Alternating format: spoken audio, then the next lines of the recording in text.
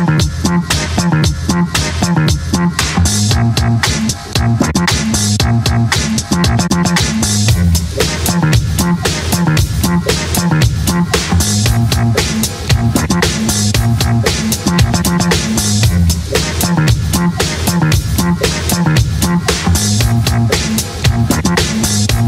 to the Power Factor Show.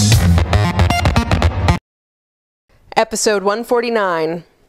Sponsored by Rainier Ballistics, Hodgdon Powders, and JPL Precision.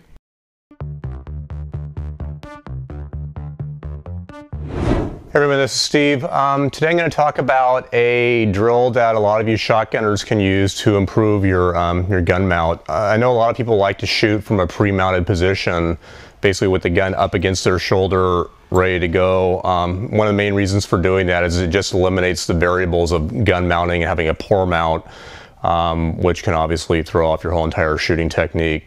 So a lot of people actually don't want to put the time or effort into working on their gun mount, so they just stick with a pre-mounted gun. I actually find that I can shoot better with it with a what I refer to as a low mount in shooting. Instead of having the gun pre-mounted like this, I shoot from a low mount like this. So I'm doing what's called move, mount, and shoot. As the bird's traveling across the field, you're moving with it. You bring the gun up into position, up it against your cheek, and then fire. And I find what that allows me to do by shooting from a low gun position is get in sync with the bird better. And I find I shoot and hit better birds that way. I have more success doing that.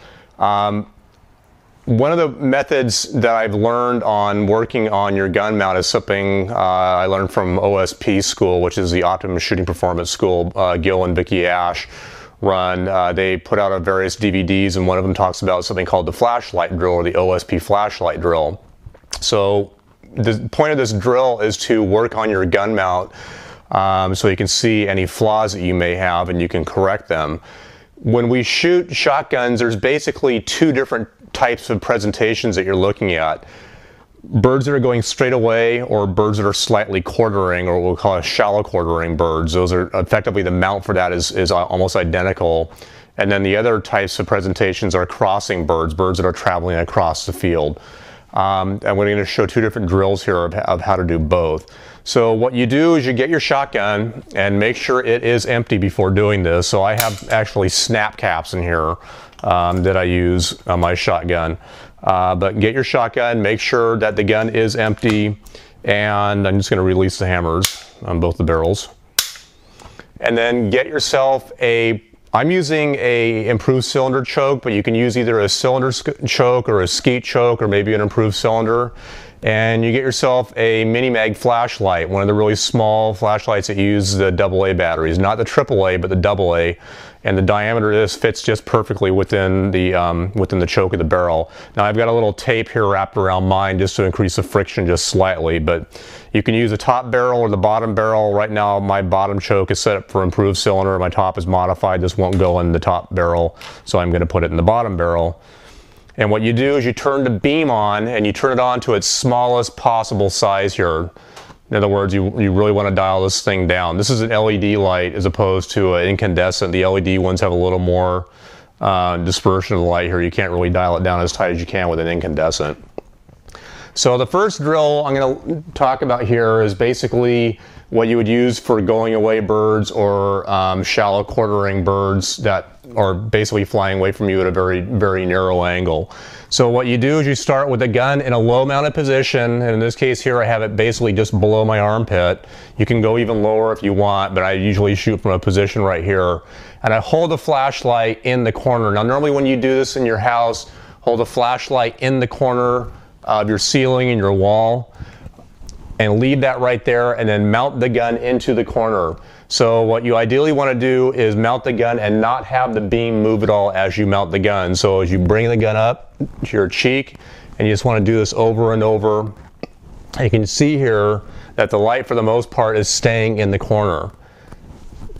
If you have a bad mount, in other words, what you want to do when you're mounting the gun is you want the hands to work together. You want the front hand and the back hand to work at the same, we'll call it the same tempo. If the backhand leads, what you're going to see is something like this. The gun will come down and then up. In other words, I'm bringing the gun up, the butt of the gun up to my cheek, and then bringing the gun up to a shooting position. So that's obvious here that what's happening is the light's coming off the corner and then coming up. If you drive with your lead hand, your left hand, you're going to bring the gun, you can see there I'm going over and then coming down, which you don't want to do. What you want to do is just basically leave it in the corner and mount the gun right straight into it without moving the light at all, ideally. So you want to do that about, say, 20 or 30 times. And obviously after a while the gun gets heavy and your arms are going to get fatigued, and as you get fatigued the gun's going to start dropping. So do it about 20 or 30 times a night. The next move is what we're going to call basically a crossing shot. And for this one here, start with the gun in the corner, and ideally what you want to do is mount the gun or move the gun across the field, so to speak, in this case here across the line of the ceiling as you're mounting the gun, and not have the gun or the light dip as you're mounting across the line here. So it should look something like this as you do it. You want to mount the gun, bring it up to your cheek, and bang, right there. So I'm going to say my break point is roughly over here somewhere that you can see. I want to effectively have the gun mounted and be ready to shooting at that point there. And when you do this, you want to do it slowly. There's no reason of going fast. And we talked before sometimes about muscle memory, and obviously muscles don't have memory, but the idea here is that you're trying to teach your brain the mechanics of what it feels like in terms of driving all your muscles to get the right mount of the gun. And there's no reason to go fast. You want to go slowly initially at first here. You can increase the speed at which you do this a little bit later on. But it's going to look something like this. You just want to bring it up, bang, bang, bang, and keep doing that again probably about 20 or 30 times. And then you can go right to left, same thing, bang, bang, bang. If you are, there's different shooting lead acquisition methods. There's swing through, pull away, maintain lead. It works the same for all of them. I wouldn't get too buried in it. You know, obviously in a swing through, you're going to mount the gun and swing across, and you can work on that if that's the type of shooter you are. But the idea basically is to mount the gun without disturbing the gun as you do it. And the flashlight will really show you if you're disturbing the mount of the gun. Again, on a crossing shot, if you're driving the backhand here first, as you bring the gun up, it's going to dip like that. You're going to see it come under and then back up into a line. It's really obvious when you do it wrong as opposed to when you do it right. So do that each night for a couple times a week. And I think you'll find after a while that it'll really improve your shotgun mounting techniques, and you can start shooting from a low gun position. And again, I really believe, at least for me, that shooting low gun is much better than shooting a pre-mounted position, and I think it'll improve your success in the field. Hi, I'm Rick. Another little tip for competition practice. If you've got limited amount of time and energy to get to the range, you can do practice with Airsoft. This is a gun that's actually licensed by Caspian. It replicates a full-size, except for weight, full-size 1911. It's a gas gun. You have to charge the magazines with gas, and that's what powers the pistol. But you get realistic slide cycling action on each shot. This gun has ambidextrous manual safeties, grip safety, just like a regular 1911. So it replicates all the functions of a 1911 that you'd use in competition. There are myriad airsoft guns on the market replicating just about any gun you're commonly going to see. And you can see by looking at it, it's really a very good likeness of a real 1911 style pistol, and it can help you if the gun is sufficiently accurate and reliable. You can certainly do your draws to first shots with a gun like this, and you can do it in your garage. I mean, if you don't mind sweeping up the pellets when you're done. It's analogous to the BB gun that I had when I was a kid. It uses these plastic pellets, and I believe there are now actually biodegradable pellets, so you can shoot them outside and you don't have to clean them up. I was always worried about littering my yard with these things, having them stuck on the lawnmower or whatever, but if you get the biodegradable pellets, they should melt in the rain, and so you don't have to worry about cleanup. So that makes it even easier. My understanding is gas is not always inexpensive and easy to get, but with ammo prices the way they are and ammo availability the way it's been the last few years, it might be a good way to go. So look into airsoft. The guns are not extremely expensive. This gun costs about $100, and you can get very expensive if you like, hundreds of dollars. But a serviceable gun like this, about $100, and it can certainly add to your enjoyment of the sport, giving you another opportunity. And you know, airsoft by itself is its own form of competition. If you like go on YouTube, you'll see videos. I think a lot of them originate in Japan of IPSC style competition using airsoft guns. So it's not just a means of practicing for your other competition, but it is kind of a form of competition in itself. So give airsoft a try. So the gas goes, there's a receptacle in the base of the magazine for the gas. The gas has a little tip that fits into the receptacle, and you just fill it up like. And generally when you see the gas starting to bubble out, that means it's full.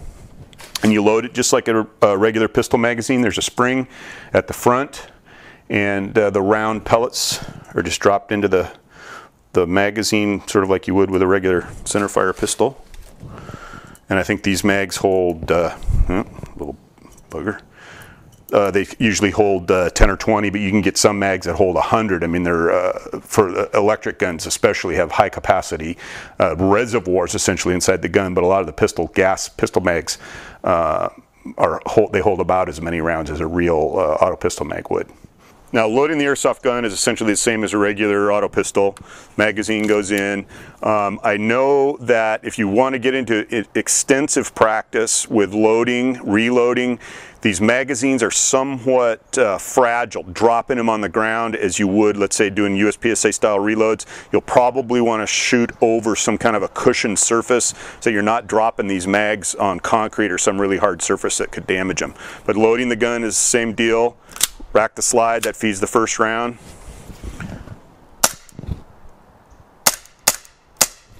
And the slide lock's back, so if you want to practice your slide lock IDPA reloads, it just works like a regular pistol.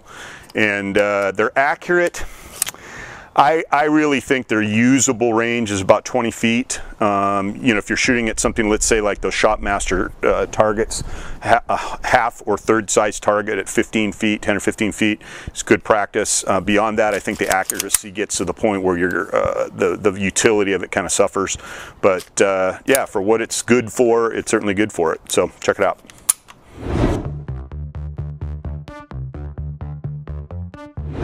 Hey, I'm Steve. So conscious shooting versus subconscious shooting. We've talked before about this on the program, the two different types of kind of like a mental awareness when it comes to pistol shooting. And I firmly believe that the only way that you will excel at this game, be it USPSA primarily, is to become a subconscious shooter. The reason being is that when you get to the top level of this game, you simply cannot react fast enough to everything that's going on as a conscious shooter. Now, what do I mean by all this? Conscious shooting, or a conscious shooter, basically, the conscious mind can only process one thing at a time. And in processing that one thing at a time, it takes roughly about 300 milliseconds reaction time. So for a conscious shooter, it's pretty much analyzing and processing all the way the whole entire shooting event. So as an example, you bring the gun up, you're telling yourself mentally, this little voice recorder going off in your head, front sight, press the trigger, go here, shoot these targets, do this, stand over there, stand this way, lean on here, put your foot here, front sight, do a reload now, and you get the idea. Okay. So that is a conscious shooter. Subconscious shooter, and this is really kind of hard to describe, but a subconscious shooter, when the timer goes off and you literally flush your mind of everything and you let your subconscious basically run the program for you. Now, you're going to start thinking, well, how am I going to be able to do anything by doing that? You'd be surprised. in terms of subconscious shooting, you need to look at what the subconscious mind can do. First off, the subconscious mind can process thousands of things at the same time. It's not basically what we refer to as single-threaded like the conscious mind is. It can do multiple things at once, and it can do them very quickly. So as an example, reaction time for the subconscious mind is somewhere around the order of milliseconds as opposed to hundreds of milliseconds for the conscious mind. You can already see where that can be a great advantage to the shooter when it comes to executing at maximum performance. So the other thing for subconscious that it is really dependent on, at least the way I view it, is on feel and awareness. As you go through a course of fire, you are literally feeling and being aware of the environment and what is happening around you as you shoot. So what happens is the subconscious mind basically relies on the conscious mind to sort of act as a periscope. It's basically the forward-looking, lens out there of seeing what's happening, and the conscious mind basically filters the events as they come in to the subconscious, and the subconscious then decides on what it needs or what it wants or what it intends to process as it's going through the course of fire. So to give you some ideas here about subconscious versus conscious is that we've talked before about calling your shots. As an example, it's a great thing to learn to do. So calling your shots is that when you fire the gun, the instant that you fire it, you know on the target where that round went. Well, okay, you can do that from a conscious standpoint. You can sit there and say, okay, front sight, focus, bang, okay, I think the gun was here. But the key thing is, what are you going to do about it after you've realized that you basically put a shot into the C zone? If you're a conscious shooter, you're going to say, okay, put that in the C zone. I need to do something about it. I think I'm going to put it in the A zone. And by the time you do that, it's at least 300 milliseconds from the point that you recognize it to the point that you execute on it. 300 milliseconds is not going to win you any matches, especially when you do it shot to shot to shot over a course of fire. And that is the reason why I believe that the only way that you can really excel at this game is to become a subconscious shooter.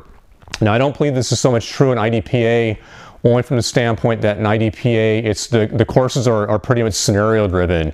You go here, you shoot these targets, then you go over there, you shoot those targets, and then you go over here and you activate some prop and you shoot some other rabid dog or whatever the case may be. In USPSA shooting, it's all pretty much beeper timer goes off, you execute your game plan, you have to do it as fast as possible, as quick as possible, act on your feet. And basically, as we said before, speed is really a primary element of this game. You need to be fast and you need to execute quickly, and there's no way that you can execute quickly if you're having to think your way through a course of fire.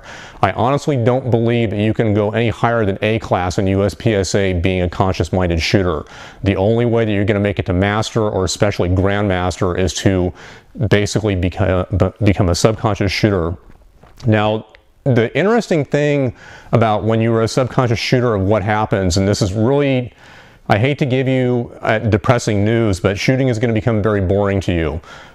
When you are a subconscious shooter, you literally feel like you're just standing behind the gun is running itself, and you're not doing a whole lot other than just kind of taking it all in and visualizing and being aware of what's happening. And it's really kind of a strange sensation that you get into. For me personally, I feel like I'm standing behind myself, like as if I was looking over my left or right shoulder as I'm shooting the gun. I'm not seeing, so to speak, or memorizing or remembering being right behind the gun. I'm kind of behind myself, watching myself shoot, and as I shoot, I'm really just aware of what is around me, what is happening, what the gun feels like, what the trigger feels like, what the sights are doing, how they lift. And it's really weird about the things that go through your mind when you're shooting. I mean, I remember shooting at times before where you all of a sudden you're shooting and it's like, wow, the trigger feels kind of different. Or, oh, the gun's recoiling strangely, or you see the sights do something weird, and it's that awareness that kind of wakes you up, so to speak, or becomes, basically in your, so to speak, conscious mind as you're shooting. It's really a strange scenario, but the thing is that shooting becomes extremely effortless. It feels like you're really doing basically nothing as you're shooting, as opposed to just simply standing behind the gun and letting the gun run. Now, people talked before about being in the zone when in different sports. That's effectively what this is. Subconscious shooting is being in the zone while you're shooting. Now, the way to learn subconscious shooting, this I think kind of differs for a lot of people, but for me, the way I learned to become a subconscious shooter was, obviously if you do a lot of shooting, you're going to, start taking all this information in. Your mind works on pictures, it works on what it's seeing, what it's observing, but what you need to do when you go out and shoot to become a subconscious shooter is really just shoot and let your mind be aware of what it's seeing and let your body be aware of what it's feeling. Now, I realize this is probably going to start sounding really zen, and yes, it is. And we've talked before about, if you want a really good reference for this, although difficult to read, is Brian Enos's Practical Shooting Beyond Fundamentals. Brian is very much in tune with the whole entire subconscious shooting technique of awareness, of feel, of the whole entire scenario. The book is difficult to understand, but I highly recommend you go out and get it and read it. So when I went out and learned to become a subconscious shooter, I would literally go out to the range, set up almost sort of like an El Prez, but just literally blast away at the targets, not so much working on reloads. I didn't use a shot timer. The reason I don't use a shot timer is because if you're using a shot timer and all of a sudden you're trying to be aware or conscious of what your time is, you're trying to achieve something, you're trying to achieve a number or get underneath a number or whatever, as opposed to just going out and experiencing the shooting. That's all you want to do, is experience the recoil, let your mind take in what the gun is doing during recoil, what the sight's doing during the recoil, the relationship with the sights of the target during recoil, during target acquisition, everything. You basically just want to let your mind run free and see what it needs to see, and we talked about that before. That's part of the whole entire subconscious thing, is letting your mind see what it needs to see. It will take care of the problem for you. As soon as you decide to get involved in the whole entire shooting sequence and start consciously shooting this, you are going to slow yourself down and decrease your performance.